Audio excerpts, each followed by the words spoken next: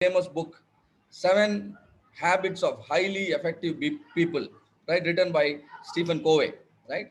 Almost no more than 30 million copies sold. What is he saying in that book?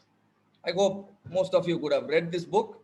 And our Stephen was saying the seven important habits of highly effective people are: they will be proactive. That means they will be focusing on prevention, right? They will be focusing on preventing the failures, number one. And number two, begin with an end in mind. While starting your career itself, you will decide what you want to be. They are no, you, he is suggesting you to be strategic. Make your goals to be strategic, long term. Don't just go by a day to day goal. If you go by a day to day goal, probably no, end of your career, you will realize you have wasted a considerable amount of time. Instead of that, you can make your vision longer and you can have a long term goal and also an appropriate plan, an execution plan. And then prioritize what needs to be executed first, what needs to be executed next, right? Sometimes we change the order and then no end up wasting our valuable resources, and that shouldn't be the case, right? And then the fourth one, think win-win. There is nothing is free, nothing is, there is no free lunch. And most of the time we look for no freebies and the free offers and many many things, but actually there is nothing free in this world, right? And always think when no a win-win scenario with whomsoever you are interacting, whomsoever you are doing a business, right? And always make your business win-win. So what will happen if you make the situation win-win? You will succeed in the long run. You will succeed in the long term also. Otherwise, what may happen? You may just feel happy with your attainment of short-term goals, but those short-term goals may not help you to attain the long-term goals. So he was telling people to always think in a win-win way, and then listen to get listened. What is he saying? Listen to get listened. Learn a lot. No experience. What do you mean by experience? See, we all know undergo a lot of education. We study 12 years in school and then another 4 years in college and again post graduation 2 or 3 years, and then again people go for higher levels. Spend several years in education, but do you really get the experience? Still, you are called a fresher. When you complete all the courses, then also you are called a fresher, and still no, you lag in experience. That means you have to learn a lot through real time experience for that, and that is what he mean, listen to get listened. Whenever no a failure happens, whenever no you are involved in any project, you will be learning every day. Learning never ends. And synergize. This is like alignment. When you are working in a team, you have to work as a team. There is no point and you working on a goal and me working on another goal and then the third person working on third goal, and then there is no proper alignment.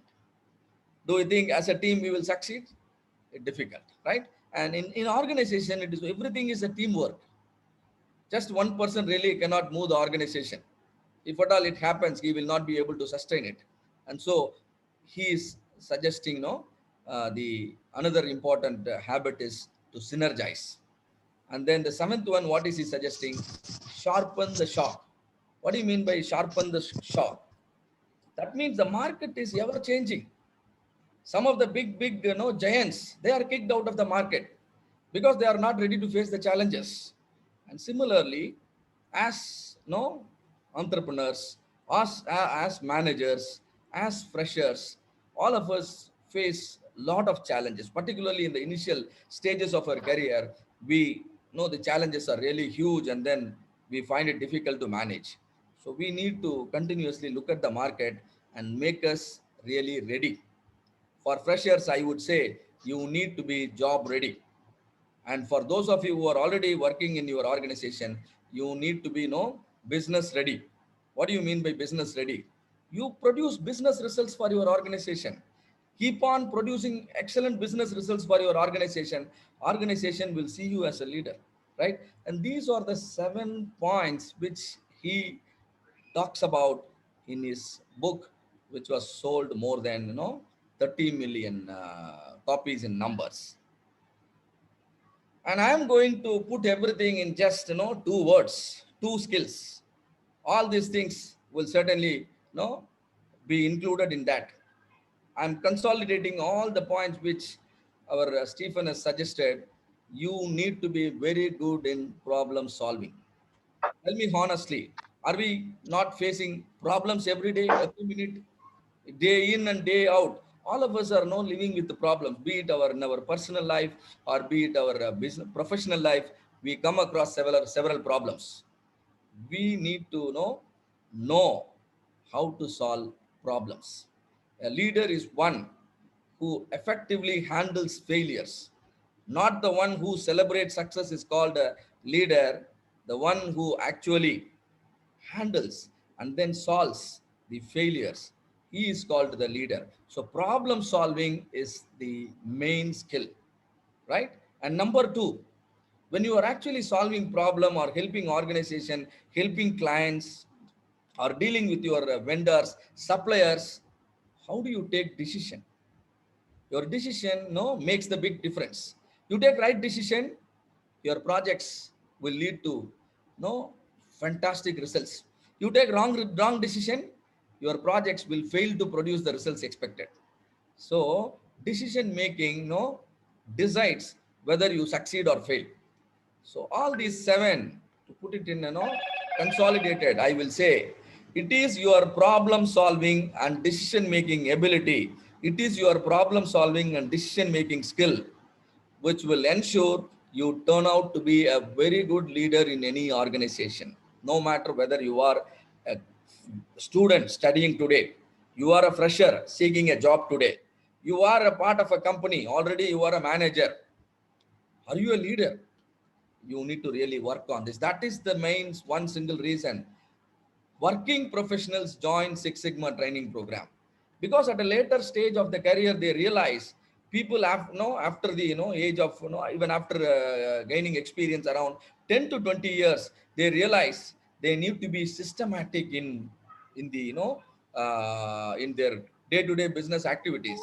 And so how can they be systematic, and then how can they actually prevent the failures from happening, and all these things, they come back and take up this training program. So that means this Six Sigma skills are going to be very, very helpful to all of you. And problem solving and decision making are the two important skills which any Lean Six Sigma training program will directly impact. And so you are going to see a big difference in the way you perform, and you are going to see a big difference in the way you produce results the moment you start improvising your problem solving and decision making skills. I'm not saying that you are not solving problem today. I'm not saying that you are not taking decision today. All of you are equipped, all of you are doing, but are you solving problems systematically? When I say solving problems systematically, what does it mean? How is it different from the other methods of solving problem? Are you taking decisions based on fact? You take decision. See, when I want to join a college, I ask my uncle. I asked the people who are working in a good position in the company. This is a way of decision making. This is called opinion based decision making. Are you taking decisions based on opinion, or are you taking decisions based on fact? Which is good, right? And so these questions, if you get the correct answers, that means you have understood the Lean Six Sigma's training is going to impact these two skills no, in you. And let's get inside. And Priya madam, is there any questions so far in the chat? You said there were some people have.